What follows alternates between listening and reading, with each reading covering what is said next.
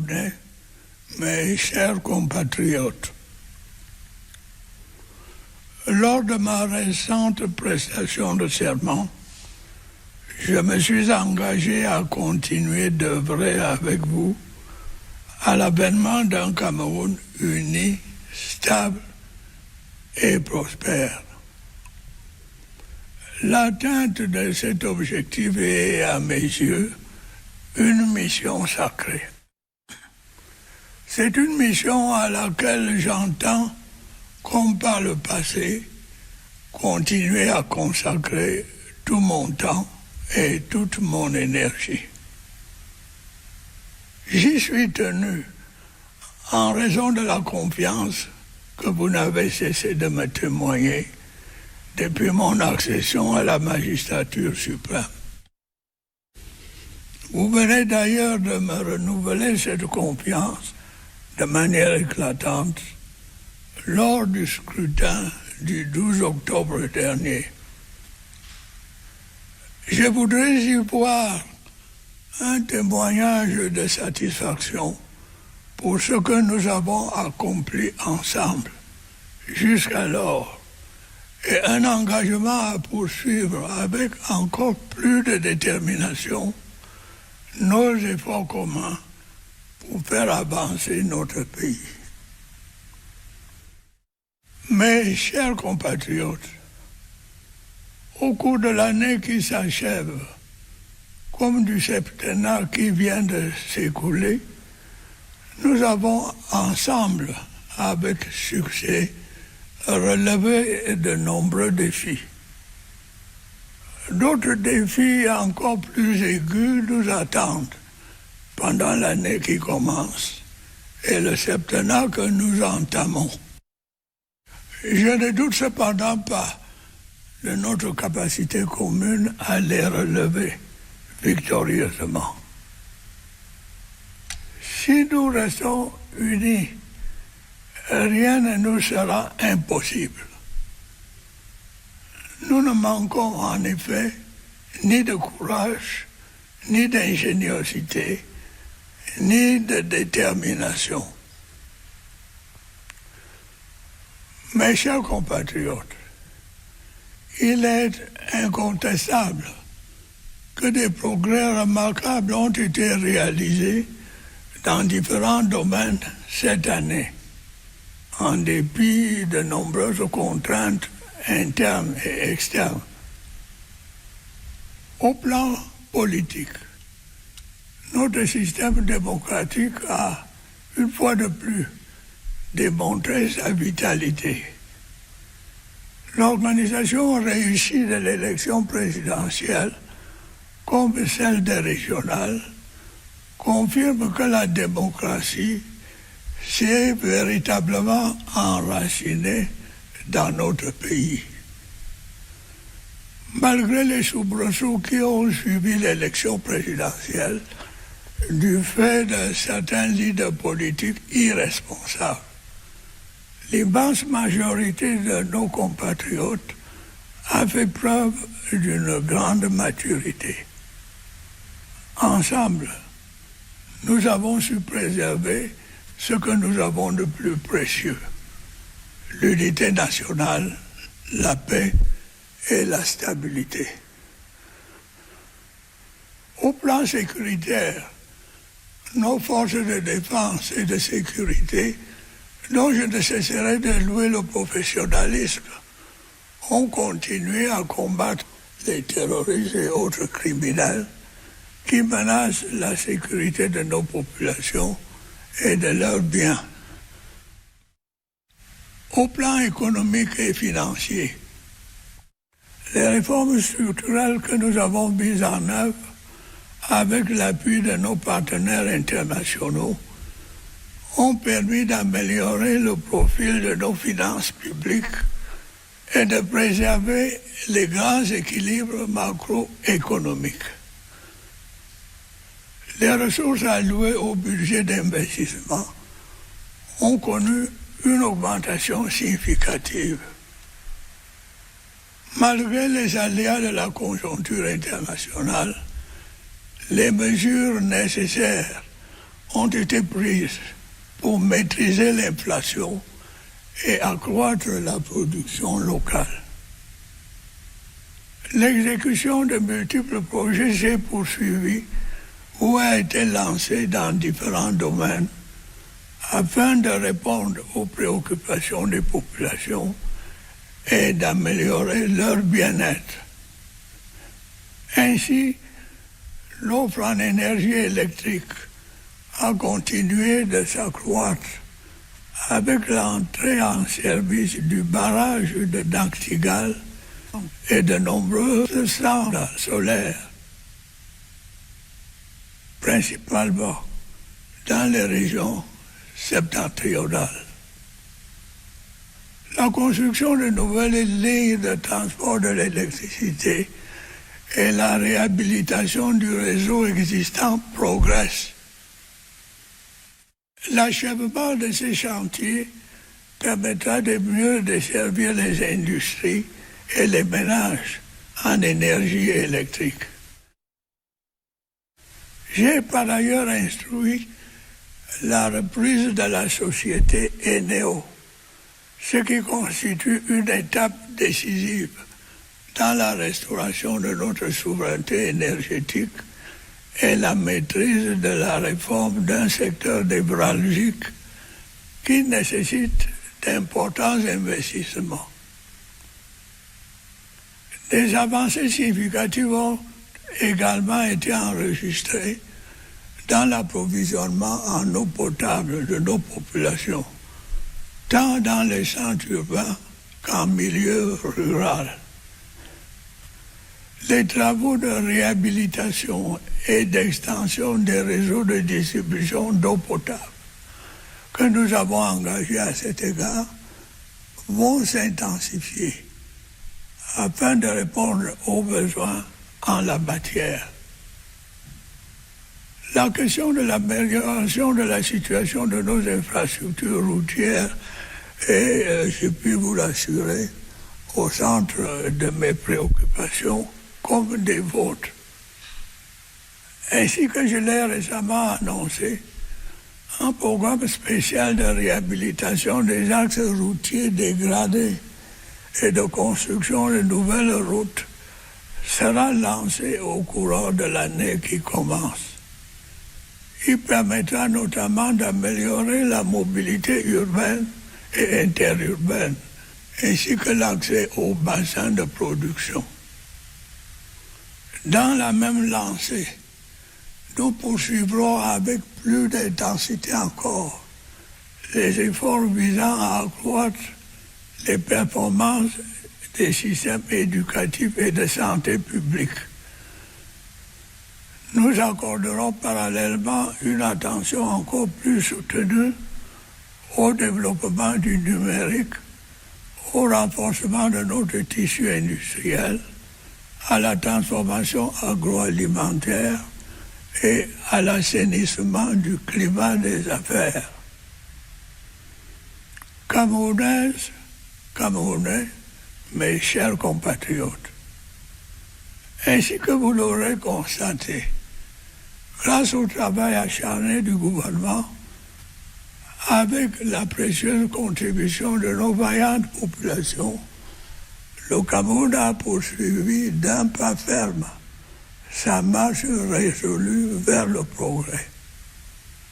Cette réalité est visible, palpable, observable par tous.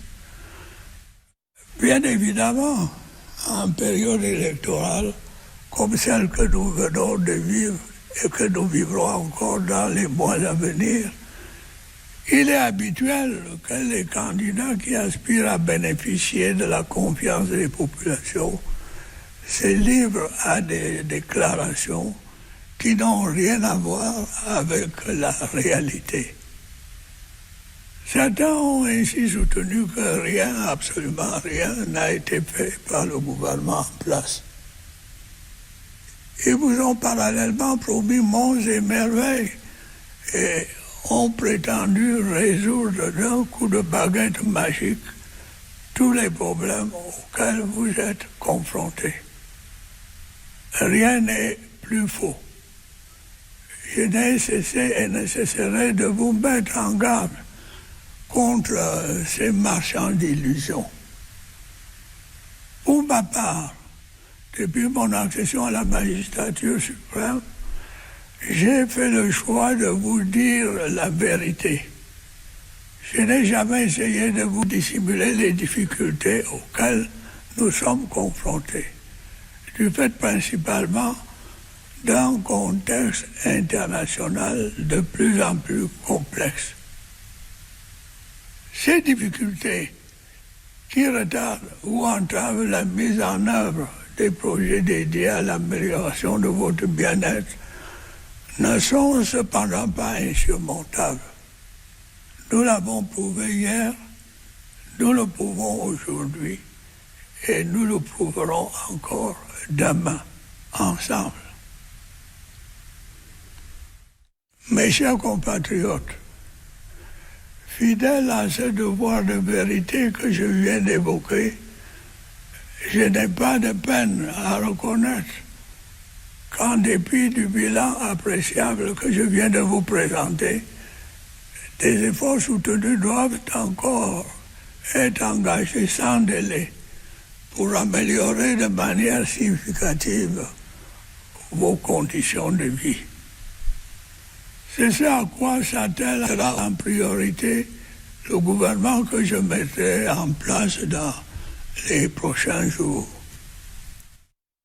Camerounaises, Camerounais, mes chers compatriotes, lors de la campagne électorale et dans mon discours de prestation de serment, j'ai eu l'occasion de vous présenter le programme que j'entends mettre en œuvre pour répondre à vos préoccupations, à vos aspirations et à vos demandes. Je voudrais vous redire que l'amélioration de la situation des femmes et des jeunes sera au centre de mes priorités, telles que je m'y suis engagé.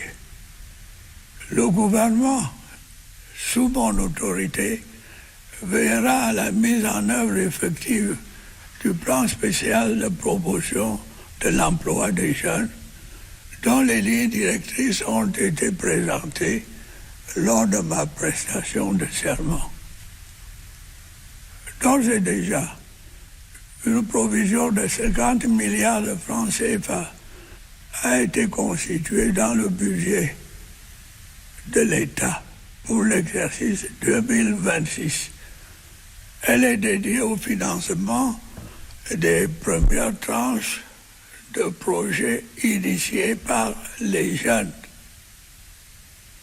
Je veillerai également à l'application des mesures visant à améliorer la promotion des femmes et à garantir une plus grande participation des jeunes dans la gestion des affaires publiques. Je voudrais toutefois rappeler qu'il n'est pas question de stigmatiser les autres tranches d'âge ou catégories de notre société. Au-delà du critère de l'âge et du genre, ce qui continuera à être privilégié dans l'accès ou le maintien au poste de responsabilité, de même que dans les promotions, ce sont les qualifications, les compétences, la probité et l'engagement au service de l'intérêt général. Nous verrons cependant à concilier mieux que par le passé jeunesse et expérience et surtout à combattre vigoureusement les injustices procédant de l'appartenance à tel ou tel groupe ethnique ou culturel, genre, religion ou tranche d'âge. C'est ainsi que nous pourrons mieux promouvoir l'égalité des chances et permettre à des compétences trop souvent oubliées à l'intérieur comme dans la diaspora de participer à la grande œuvre de construction nationale. Mes chers compatriotes, conformément à l'appel que j'ai lancé lors de ma prestation de serment, je voudrais insister sur la nécessité d'intensifier nos efforts collectifs pour promouvoir le vivre ensemble et consolider l'unité nationale face au repli identitaire et au discours de haine qui inonde l'espace médiatique et menace les fondements même de notre cher et beau pays, le Cameroun. Nous sommes un peuple réputé pour sa diversité. Nous sommes une mosaïque d'ethnies, de langues, de cultures et de religions que beaucoup envient. Cette particularité est un atout indéniable et un motif de fierté. Nous nous devons de la capitaliser. C'est en effet notre plus grande richesse. Nous devons d'en faire le creuset de notre indispensable unité. Une unité qui sera d'autant plus forte parce que forgée par cette volonté de vivre ensemble qui nous caractérise également. Camerounaises, Camerounais, mes chers compatriotes, je vous exhorte à tout mettre en œuvre pour préserver la paix et la stabilité de notre pays. Elles ont été mises à rude épreuve ces dernières années, notamment dans les régions de l'extrême nord, du nord-ouest et du sud-ouest. Elles ont également été à l'occasion des troubles qui ont émaillé la période post-électorale. Elles le sont au quotidien, à la faveur des atteintes à l'autorité de l'État qui se multiplient, du non-respect de la règle de droit qui se répand, du recours à la violence dans les paroles et les comportements qui a tendance à se généraliser, tout ceci adossé sur un sentiment rampant d'impunité. Ce n'est pas acceptable. L'œuvre de construction nationale dans laquelle nous sommes résolument engagés ne saurait s'accommoder du désordre, de l'indiscipline et de l'impunité. Une reprise en main vigoureuse des secteurs concernés est indispensable. Nous allons nous y atteler sans délai. Nous allons poursuivre avec une détermination accrue nos efforts pour le retour progressif à la normale que nous observons dans les régions sus-évoquées. Je fonde de réels espoirs dans les vertus du dialogue communautaire que j'ai récemment encouragé. J'invite les autorités administratives, les chefs traditionnels et les forces vives des régions concernées à s'y engager résolument. Camerounaises, Camerounais, mes chers compatriotes, je voudrais vous réitérer mon appel au rassemblement dans l'intérêt supérieur de notre cher et beau pays. Je sais pouvoir compter à cet égard sur votre soutien indéfectible. Je vous réitère ma détermination à rester digne de la confiance que vous avez placée en moi. Je voudrais vous redire ce soir ma confiance en l'avenir de notre pays. Je puis vous assurer que le meilleur reste à venir.